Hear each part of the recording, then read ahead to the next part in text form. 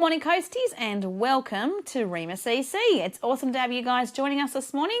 It is Sunday. For those of you who are a little bit like, what day are we up to? It is Sunday.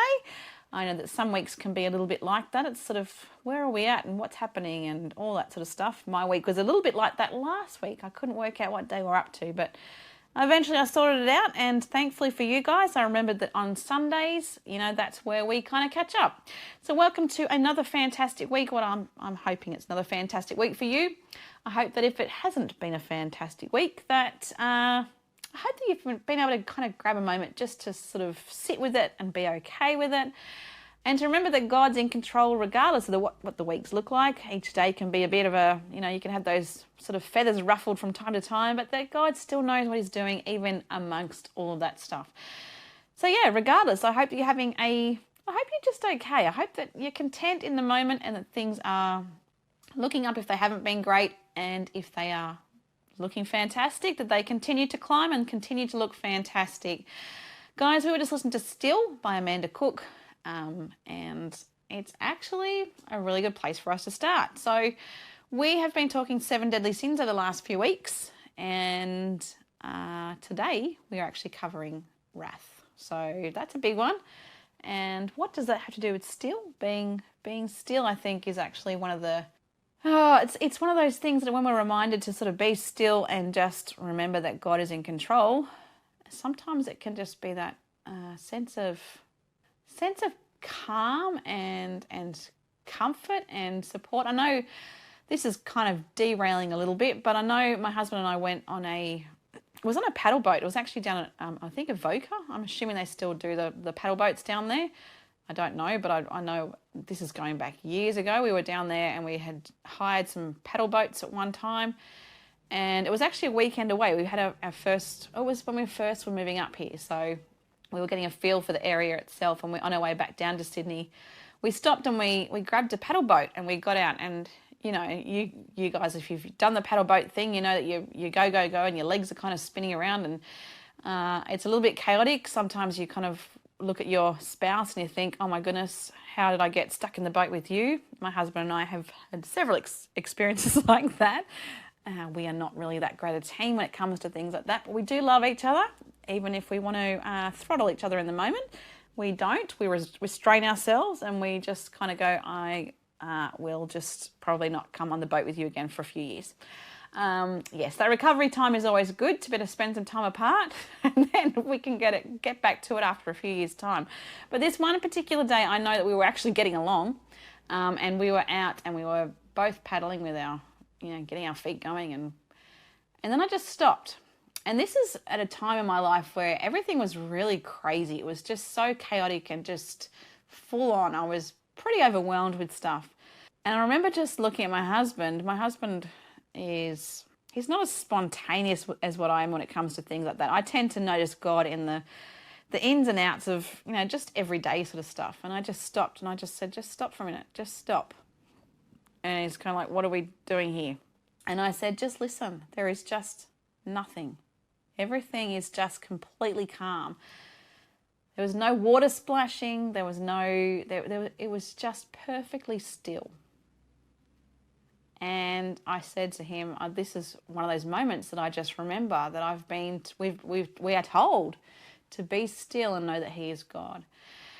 And I think that's a great response to what we're talking about today. So we're talking wrath, and we're talking about what can drive wrath. Now, what is wrath? It's that intense anger. It's that lashing out. It's the inability to even think rationally, because we're just so driven by the emotion of anger that it causes us to not think properly, to not respond properly, to act inappropriately. And in a lot of cases, that is what can lead to big consequences. So that's sort of what we're talking about today. And why is it one of the 7 deadly sins? Well, I guess, like when we look at all the sins we've actually spoken of already in the last few weeks, I guess it comes down to the understanding that emotion and decisions and experiences can impact how we then respond. And they can challenge our heart, and they can challenge our approach to so many aspects of life, our whole approach to other people, our understanding of relationships. So getting a full grasp on what we're actually experiencing, it's this full circle thing. It's kind of, they're all interwoven. So it's wrath itself and those moments of acting in a wrathful sort of manner. I think we can sort of check in and go, okay, what is driving it? What's going on underneath that? And yeah, we're going to talk more about it today, but I just want to I'll throw a few Bible verses at you that I've got this morning. Let's see, what have we got? Let's just start with James 1:19-20. So, my dear brothers and sisters, take note of this. Everyone should be quick to listen, slow to speak, and slow to become angry. If we are looking at it from what it can do for us, Ecclesiastes 7:9, we have to be very careful. We're sort of told here, do not be quickly provoked in your spirit, for anger resides in the lap of fools. So we've got to be careful. You know, do we want to live in a foolish manner, or do we want to be able to just, do we want to think about things properly and respond properly? You know, there's a lot that we can consider. And I'm actually talking a real lot. There's a lot of spiritual or like spiritually challenging stuff when we look at scripture in terms of how we approach anger and the hold it can have on us and how it transpires into, just wrath as a sin, because it can become quite aggressive, and it can become quite debilitating, and it can control way too much. I'm going to leave it there for a bit, but I've got more sort of avenues of what I want to explore this morning. So stick with us if you can. Anyway, this is Amanda Jansen, and this is Beauty in My Praise. Welcome back, Coasties. I just want to say a big welcome to Sunday. If you happen to just be getting out of bed this morning, I hope that you're not kind of getting up thinking, great. I hope you're actually getting up thinking, yes, it's an opportunity to do something great. Because it is. It's Sunday. It's a new beginning. It's a new beginning not just to today, but also to the week. And Sunday morning is a great place to start. Yeah. I think focus and perspective are two big components of that. So I hope you're having a good opportunity just to sort of recollect yourself and get yourself checked in with what positive thing is going to happen for you today. And if there's not, take a moment. What sort of things can you think of in your life that are positive? Find that little mind shift and start the day with a great reason to get out of bed. I know for myself, it can be my family, it could be my children, it could be my parents. They're the main things that I kind of automatically go to. So it could be people like you guys, just knowing that we get to do life here together on the coast.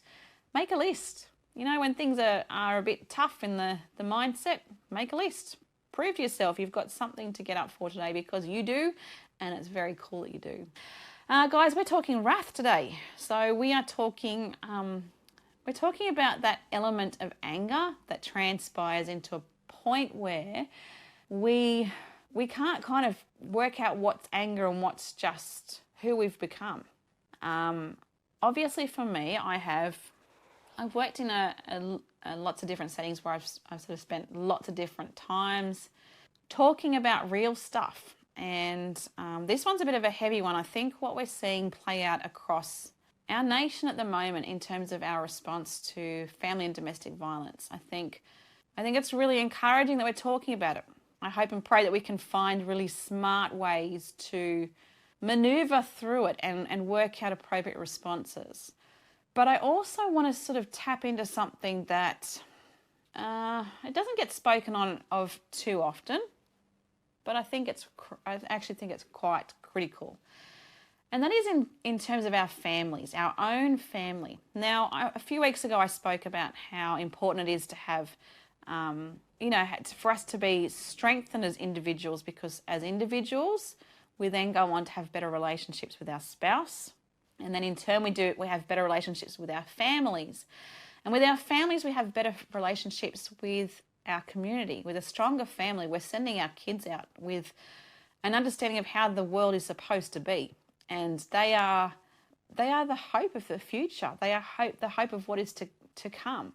So we actually really do have a responsibility in how we handle things as parents. If you are parents of young children or even teenagers, even adults, as a parenting role, we have so much responsibility placed on us and so much hope placed on us.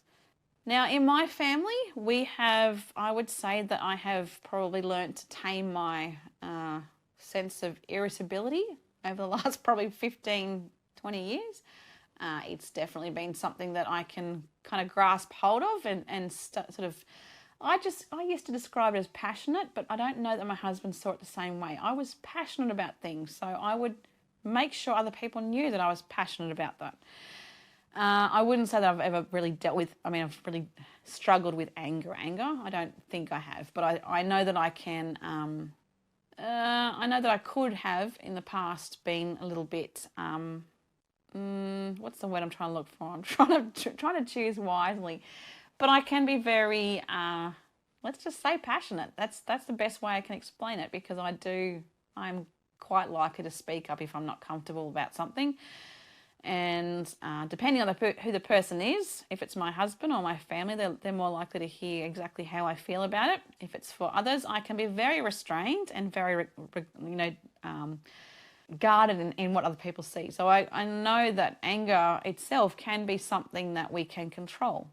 So when I see my now 6-year-old absolutely losing it over things that I think, are you serious? Like, what is that about? I tend to go into, this is me. There's things there that I'm like, ugh. And then I think, okay, how do I then as a parent navigate this? Because the reality is that every one of us are born with struggles. Every one of us have some way in which we're going to struggle in terms of sin. There's going to be some stuff that has a hold on us more than others. And there's going to be things that, for some of us, that just don't impact us at all. But in some way, we're going to struggle because every one of us are human. And, we're told the devil he's prowling around like a lion. He's ready to jump in and tempt us or sway us or irritate us or whatever it is that is the sort of go-to to break us between ourselves and God. And so when I see this trait in my 6-year-old, I'm like, okay, this is what we're dealing with here. We've got a kid here who has the most beautiful little soul, but in an instant, he can get really, really fired up. And as a counselling, like having had a counselling background and going back into the field myself, I now approach it as I've got a job to do here. I need to teach him how to respond properly to the fact that he's angry. And anger is not a sin in itself. I mean, we look at Jesus. We look at how he responded to, what took place in the marketplace. He went over and flipped tables. He was quite adamant that this is not appropriate. His anger was rational. He was quite happy for us to see that anger in those settings, they're needed. That sometimes we need that response. But we've got to learn how to navigate it and do it properly to a point where we don't hurt ourselves, we don't hurt other people, we don't make things difficult down the track for others, and we don't cause damage to stuff. It's navigating what is an appropriate response to what we're feeling. And that's what I've been working on with my 6-year-old. And the reason that I have been doing that is because I recognize that what is playing out in our society today, that need to tap into the fact that domestic and family violence it's gone too far. Too many lives have been destroyed or completely taken at the hands of someone else, and in what is usually a setting that you would think you're most safe. So my responsibility as a mother in this setting now is to prepare my children to make smarter choices later on. And we've done that. I've sat with him when he's had a massive meltdown, and some people might think it's inappropriate, but I do it because I want him to be able to be reflective of what he's doing. So I have recorded him at times going absolutely losing it. And when he's rational, when he's able to sit down and actually process it, he'll sit with me, we'll have a little cuddle, and I'll be like, mate, this is what happens. And he can laugh at how his anger has transpired, not as in oh, that's funny, I'm going to keep doing it, but a sense of remorse. It's like, oh. So as a 6-year-old now, I have a responsibility to be able to like having a 6-year-old, not me. I'm not actually 6-year-old and a 6-year-old, although that could be debated sometimes too. But yeah, I think that us as a community, we need to support each other in reaching not only our adults who struggle with anger, but looking beyond that and going, what's the preventative? The preventative is working on the children now, giving them a place to say, it's okay to be angry, but let's find a better way to do it. You know, if that means going in and hitting a pillow until you feel suddenly better, or going for a walk. I know my son and I do that. I'll quite often say, right, I've got to take him. It's just him and I going for a walk. So we'll do that. We'll just get out for a bit and go for a walk until he's had time to calm down. My job right now is to prepare him for a life of possibly challenges. He could be facing situations that fire him up and get him stirred up. But my job right now is to teach him how to handle that and to find the safest and most valuable way of responding to that. Because honestly, I think that when our kids are born with a quality like that, it's actually dangerous to try and take it out of them completely, because there might be something down the track that they need to stand on their own 2 feet with, and they need to find that fire in their belly, and they need to know how to do it properly. So parenting, guys, if you're a parent right now and you can see in your children that there's a trait there that says, oh, there's something to work on, don't avoid it. Stand up to the challenge and teach those beautiful little kiddos that it's okay to experience emotion. It's just how we deal with it. Guys, I'm going to leave it there for a bit. I'll be back, I'll probably be back around 8:15ish. So I'll see you then. And in the meantime, just enjoy this. I'll see you guys soon. Welcome back, Coasties. You are listening to Rhema CC. I'm Lindy Jones, your Sunday morning host. We were just listening to Bird's Eye View. And actually, a funny little story about that. I was at the beach the other day and I found myself looking up, and actually it was a beautiful day. You guys, I don't know what you guys were doing last Sunday, but last Sunday the weather was absolutely perfect. And it was a really good opportunity just to get out and it was last Saturday. But it was just such a stunning day. Went down to Nora Head, up to Soldiers Beach. And I actually found myself looking at things from a bird's eye perspective. I was like, oh, it would be interesting to sort of, I don't know, maybe that's just a me thing, having a moment, but I was just trying to look at the world or my little view from a bird's eye perspective. I was thinking, what would they see that I can't see right now? It certainly changes things, doesn't it, when we look at things from different angles and different perspectives. And I think that's the point of not just that like that song, but the concept of bird's eye view is actually taking into consideration, obviously, how God sees things, but how others see things. And that leads us now into what we're talking about this morning. So bird's eye view, we are talking, if we're talking a bird's eye view on the concept of wrath, which is what we're talking about today, there's lots of different avenues we can take. We can look at things from a different perspective. We can go, oh my goodness, it's terrible to be so caught up in anger. You know that's a sin, whatever else. Or we can go, okay, well, anger is a natural emotion, but how we then use those emotions to drive us or to challenge us or to just do good with the anger that we're experiencing. How can we do that? There's some questions in there. Let me just give you a few Bible verses. Proverbs 15:18. Sorry about that. A hot-tempered person stirs up conflict, but the one who is patient calms a quarrel. And Colossians 3:8, we have, but now you must also rid yourselves of all such things such as these: anger, rage, malice, slander, and filthy language from your lips. Clean up your act. That's what we're being called to do. Clean it up, do things better, and find a way to be able to do things in a way that is going to, put a positive spin on what we're experiencing or what is happening. Now, I mentioned just a little while ago that I see this trait in some of my kids. I would say that I probably have struggled with it myself in the past. Knowing what to do with anger is a big tricky thing. It's one of those things that you kind of go, when you are angry, bitterly angry, what do you do with it? And I was talking about how important I've realised it is for me to be able to work, especially with my 6-year-old at the moment, to observe the fact that, okay, sometimes I feel like this, but I've got to find safe ways to handle it. And, that can be through, exercise, that can be, just taking a walk with your child. If you can see that there's stuff happening there, that they're angry, they're really, really struggling with how to deal with this emotion that just overrides. And it's about finding safe ways for them to do that. And I think we then, as adults, have to be able to look at ourselves and think, okay, is there any element of my life that I need to clear up? I need to clean up? Do I need to do things better? Do I need to work on the stuff that is causing me to be angry? There's different ways that we can do it. I think we can have things preached to us over and over. We can be told this is how we're supposed to do stuff. We need to just not be angry, all that stuff. But a lot of times we don't know how to actually apply that. And I think we have to play smart. We have to support each other, but we also need to be willing to admit when we're getting it wrong.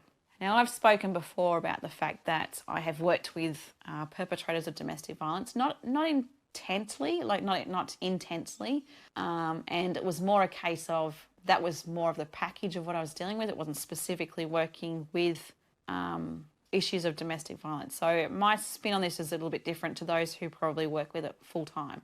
So I will just put that out there. But I have worked in a counselling setting where I have had the engagement with those who have been perpetrators of this sort of rage to the point where they've made some life-changing decisions. And I will say that, again, I've said it before here on a Sunday, that part of me actually feels for them.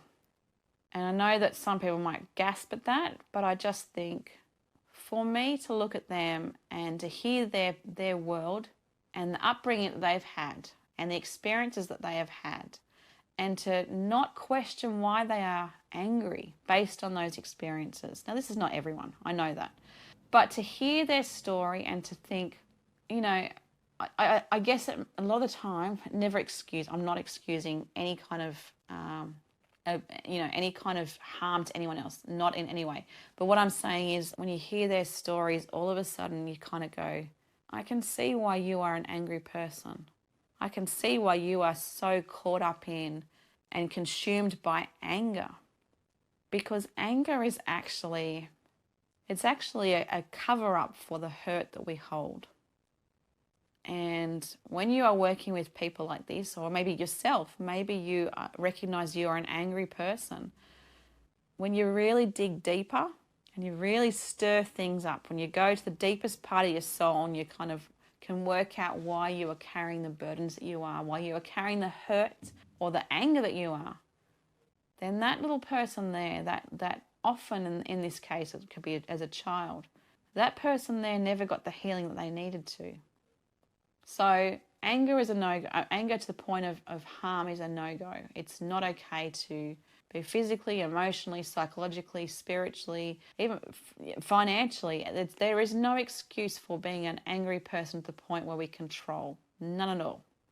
But I will say, if you are someone who is angry and who has had a hard life, if there are things that have happened to you that have led you to a place where you don't know any other way, you don't know any other way to deal with what is the world that you've come to know, then I want to just tell you now that there are people out there that do understand or do have empathy for your situation. And I know you don't want to be like that. I know you don't want to be someone who is, everyone tenses up around. So for you, I just want to say that I'm sorry if this is your story, if you are someone who you have been driven by anger. I'm sorry that you have had experiences that have led to that. But here is my challenge for you. I want to tell you that you're better than that. I want to tell you that you can take back some control over this situation. You can get the help that you need. There are some awesome organisations out there that want to help you, that are fully equipped to work one-on-one with you or in groups with you. And you may find that you actually meet other people who are living a very similar way. They're very angry. and they've got no place to sort of work on that. But there are organisations out there. I know for myself, Baptist Care is one of them. I did some training with them a few years ago. They work specifically with, I don't actually know if it's both men and women, but I know that they do work with men who are struggling as, in terms of anger and just working out safe ways to handle that. Now, that may come at a cost. It may mean, if you're in a relationship that you are holding on to, you may have to be prepared to let that go so you can work on yourself. But my goodness, the world is going to be so much better off if you can get yourself to a point where you can deal with the anger and the resentment and the aggression and ultimately the hurt that you've been victim of. The things that you have had happen in your life. And yes, it may hurt. It may be so uncomfortable to go to those places where you've hidden it away for so long. But for the sake of freedom, to be able to go to those places and recognize that I became this because this happened to me. It is freeing and it's restoring who you are supposed to be. And that's what God wants for you. He wants you to be free of that stuff. He doesn't want you to have to walk around angry all the time. He wants you to be able to just enjoy life and enjoy the people that are in your life. Let me just end with this. Proverbs 29:22. Let me just see. Sorry, guys. An angry person stirs up conflict, and a hot-tempered person commits many sins. If you don't get a grasp of what is happening for you in that moment or in the day-to-day of just being an angry person, then you're looking at a lifetime of stirring up stuff, of getting yourself involved in things that you don't want to. Now, I know we've spoken about other sins and how they transpire from one thing to another. This is an example. And it's plain, it's simple. It's in Proverbs 29:22 is the verse. An angry person stirs up conflict, and a hot-tempered person commits many sins. You got a choice, guys. Step out. If there's stuff there, I say guys, I mean women, I mean men, I mean children, I mean anyone. If there's stuff there that you need to work on in terms of your anger, do it. It is the most giving thing you can give to yourself. And yes, in turn, it means you're going to make things better for the people in your life. But you know what? It's actually going to be a great thing for you. So I want to encourage you this week, if there's stuff you need to work on, reach out and get the help you need. Guys, I'm going to leave it there for a bit. I will see you after, I'll actually see you in about, I don't even know what time, but between now and when we come back, we've got Greg Laurie for a new beginning as well. So I will see you after that. Anyway, guys, take the challenge. See you soon. And a big hi-de-ho to you guys. I'm Lindy Jones, your Sunday morning host. Welcome back to Rhema CC. We love having you guys with us each week and each day, really. So welcome. Welcome to Sunday. Welcome to a new beginning. Welcome to an opportunity for some hope. Maybe not just for you. Maybe it's just for other people. You may be the hope that they're looking for. So I just hope and pray you grab those opportunities by the hand if you are given them. See a neighbour, chat to a friend, do whatever you need to do just to get out and just show others that they are indeed loved by a God who created the whole universe. And that's pretty phenomenal to get your head around. They might just sound like words, but they are not just words. There is just some serious truth to that. It's awesome. We are dealing with a God who knows us so intimately and so beautifully. It's just, there's no words. I don't think there really is. Guys, we're just listening to Touch the Sky. I am so thankful, just for being able to have this opportunity with you guys each Sunday morning. This morning, we are talking our fifth week of 7 deadly sins. Now, next week is actually Mother's Day, so I'm going to call time out for that and just do a special Mother's Day week. I'm not really sure what it's going to look like yet, and then we'll kind of follow it back through in the weeks to come. But we have been covering the 7 deadly sins over the last few weeks. And why? Why have we been doing it? Well, basically because if we can recognize what sins may or may not be challenging us or competing with us, or just throwing us into, I don't know, just those things that can become a block between us and God. If we can recognize it, we can name it, we can become more aware of how we're going to knock it out of our lives. And that's the main point behind everything. We sort of tend to float around without acknowledging what sort of things are sort of pulling us away from God. And I think it's nice to, as a community, just spend some time just focusing on the stuff that we as individuals may be struggling with. So we've been talking this morning about wrath. So the as a sin, if you like. Anger itself is not a sin. It's how we're born. We're born to feel different things. We're born to experience different emotions. But it's how we handle them that we need to really navigate, all that stuff. So yeah, it's a bit of a, I don't really even know. It's one of those ones that we often don't know how to talk about, and yet we need to. We need to be realistic about what wrath is doing to us as individuals, but as a society. And as I mentioned this morning, we look at what is happening or what has been playing out even in Australia, and the fact that domestic and family violence is just, it's such a big issue that we are facing, and we need to confront it as best as we possibly can. Often that means recognizing how much we have allowed something like wrath or anger to control us. And I urged listeners early this morning, if there's stuff there, whether it's our children, who we, sometimes you can look at our kids and we can see that there's something there that they are fueled by in terms of anger. Now, we have a sense of responsibility as as an individual as well, but in terms of our faith, I think Christians have often been regarded as the ones that will just let people walk all over them. Even at school, I went to a Christian school. It was a grammar school, and the expectation, even from friends, because I was a Christian, was that was okay for them just to walk all over me and just sort of disregard how I felt about stuff, because it didn't matter because you're a Christian, so you'll just forgive me anyway. And while there's an element of truth in that, in somewhat, some way or somewhat, I think we have to be, we have to be real when we're actually experiencing anger. There is, we are born to feel things, to experience things, to live out things. And when we live them out, they can trigger emotions. But knowing how to deal with those then is the important thing. Now, my dad, I did mention also again this morning that I would say that I can be a little bit hot-headed. I can sort of, I can put things out there, and then I think I've learnt, I've kind of got my tact about it at least. But I think that when I was younger, I probably didn't do that so much. I sort of just called it as it was, and just that was it. But I have had to learn to do that properly because of the experiences I've had. Now, I will be the first to say that divorce is one of those crippling experiences that is just, can be a game changer.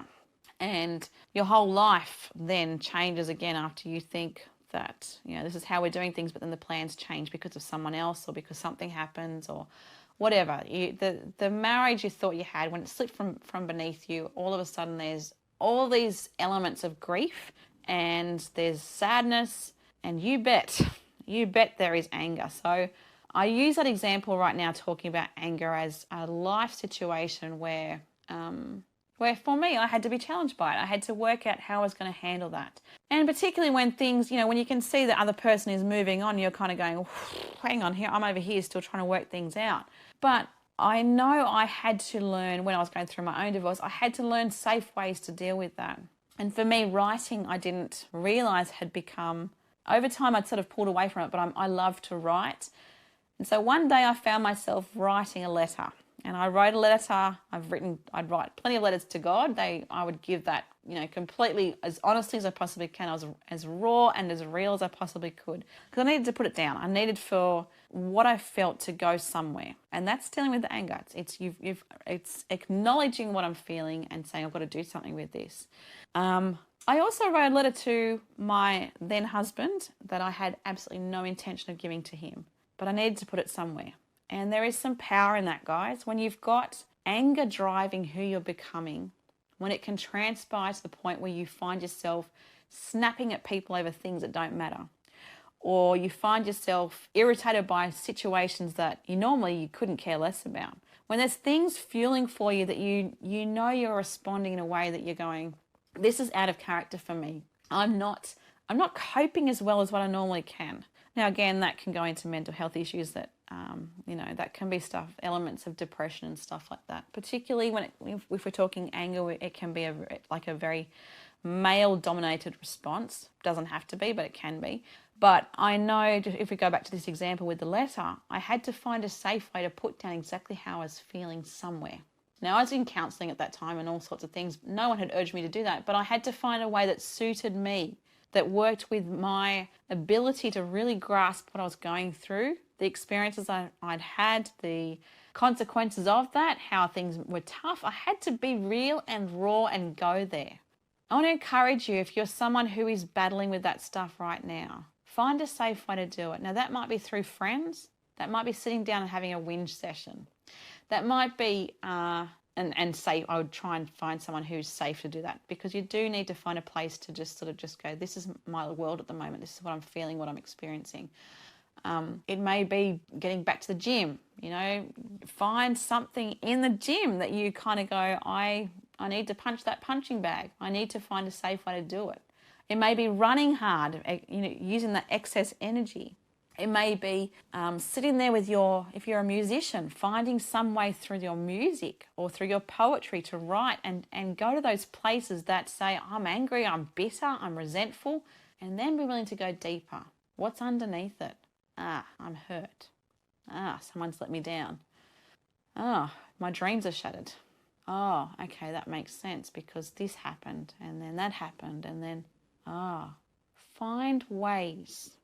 Find the right ways to find where you've been, how they've led you to the path that you have taken and the person you've become. And when you can find your why, you can find your way out. And I'm very serious about that. I know we've spoken about the why a fair bit. But if you can get to the why, you can unpack so much about how you're going to do life from there. It's going to take healing. It's going to take some tough conversations. It's going to take being real. But I want to just say to you right now that you are so worth it. Don't give up on yourself. Don't give up on yourself. God has still got breath in your lungs. He's got a heart that's beating there. He's got absolute control of that. It's still there. So he obviously still has value in what you have to offer. And I want to encourage you, do the hard work. See the anger settle. See that sense of wrath turn to a sense of hope and a sense of newness and a sense of testimony. What you can experience and what you can show others by being willing to surrender the hurts and the uncomfortable stuff and to give it all to him. Guys, you have got so much purpose. All right, I'll leave it there for a bit. I'll be back soon. You Say by Lauren Daigle, guys. I don't know about you guys, but I happen to love the fact that these songs that we hear on a Sunday morning or throughout the week actually are just so affirming. Particularly when I think of this one we just listened to by Lauren Daigle, as I said, it is listening to who God calls us to be, who he affirms us to be. We spoke about that just a little while ago. Before we get into that, I will just mention that we will have church on the radio this morning at 10 o'clock. But I just want to go back to the promises that we were talking about before we took our break before. Yes, God definitely does say that he has hope and purpose in us and that he loves us. And I just want to assure you that he does. And it's nice to have that reminder through music. So we are talking wrath today, guys. We are talking all things anger. And we are talking about not only dealing with the anger in ourselves, but also looking at preventative sort of measures of how we work as, helping those in our lives who might be struggling with anger and particularly our children. So if you are someone who has young children, just recognizing the stuff that they're feeling as, validating their emotions and the fact that it's okay to feel angry from time to time, but it's also about how we then respond to that. And there has been a fair bit in it this morning, but I think it's just so important when we think of wrath to recognize not only for ourselves that we're dealing with, but helping others to be able to just make choices based on what they're experiencing and, teaching them safe ways to do it. Now, obviously, we're not all counsellors, we're not psychologists, we're not all geared that way. We're not teachers. We're not always. We're all different. So our modalities and our ability to support kids or even ourselves, our spouse, in how to deal with that is a big deal. It can be tricky if we don't know a lot of that stuff. So I just want to encourage you guys, if you are someone who has recognized that there might be some issues there with one of your children in terms of the way that they're angry, certainly a doctor might be able to help as well, but tap into the resources that are in your own little community. It might be through counsellors, it might be through psychologists, it might be through community workers. Chaplains are a great place to start. I know we have a fantastic, absolutely sensational chaplain who works with us at Hope Cottage. And do I say that Donna's pretty fantastic? Yes, I do. And you can relay that information to her if you happen to know who Donna is. She really knows her stuff. So I know there are fantastic chaplains out there. Pastors in the community, youth workers, there really are some awesome people even just here on the coast who can guide you and sort of help you navigate what to deal with, or how to deal with a child of ours that might be struggling with anger. Now, if it's a spouse, if it's a partner, if it's a best friend that we see these things happening with, I think recognizing what role you play in that, if you are the victim of domestic and family violence in any way, I think it's really important for you to know your worth. I think it's really important for you to know that you don't deserve to be treated like you are, not worthy, because you are. You absolutely are. And I hope and pray that you know that. I hope and pray you can make smart choices on how to navigate that. And it's not okay if you are the victim. It's not okay that you have to sit there and take that. And again, there are resources out there that can help you. But for those of you who recognize that anger has taken a hold to the point where things are getting a little bit out of hand, guys, again, I say guys, but I actually mean just, women, men, children, anyone that's having issues with anger, if there's a situation where you can look at what you're doing, the way you're doing life, and recognize that, hey, this is not healthy. Get yourself the help. There are plenty of resources out there that can help you. And putting your hand up to say, I need the help, my goodness, that if you are a man, that makes you more manly. I can't think of anything more masculine than someone who knows that they are struggling and being willing to say, I need the help. Check me in, sort me out, show me the best way to do things. That is the kind of characteristic that I applaud. I just think, when you recognize the weaknesses in yourself and you say, I'm not sitting on this, I'm not just going to keep dealing with this because it's not healthy. And instead I'm going to make some lifestyle choices because I need to make some changes for not only myself, but my family, my friends, my work, my colleagues, the relationships that I have with them. I need to not control things. And I think actually, guys, that's a big part of anger, is a sense of control. I need to control. I think looking at your why, what's triggering it, but what are you going to do about it? And I really urge you, if you are someone who is struggling with it, open your Bible and read. And there are plenty. You can just put in do a Google search and just put in, Bible verses about anger or about wrath. And you'll see the list. It's quite long. So it's something that God wants us to check in and do life better. So I encourage you this week, guys, if it's something that you are working on, do it. I'm going to leave it there. I know it's heavy stuff and it can be quite weighing on the mind, but there is hope and there is a lot of it. So just hold on to that. All right, guys, I'm going to be out of here for another week. I'll see you on Mother's Day next week. So don't forget to get those presents for Mum or for your wife or for your sisters just anyone that you just think you're doing a great job as a mum. Don't forget to say to those mothers in your world, you are you're just absolutely fantastic. You're a fabulous person, a fabulous mum, and you are doing so much for the next generation. So those words mean a million. All right, guys, I'm out of here. Have a fantastic Sunday, and I will see you back next week for Mother's Day. See you then, guys.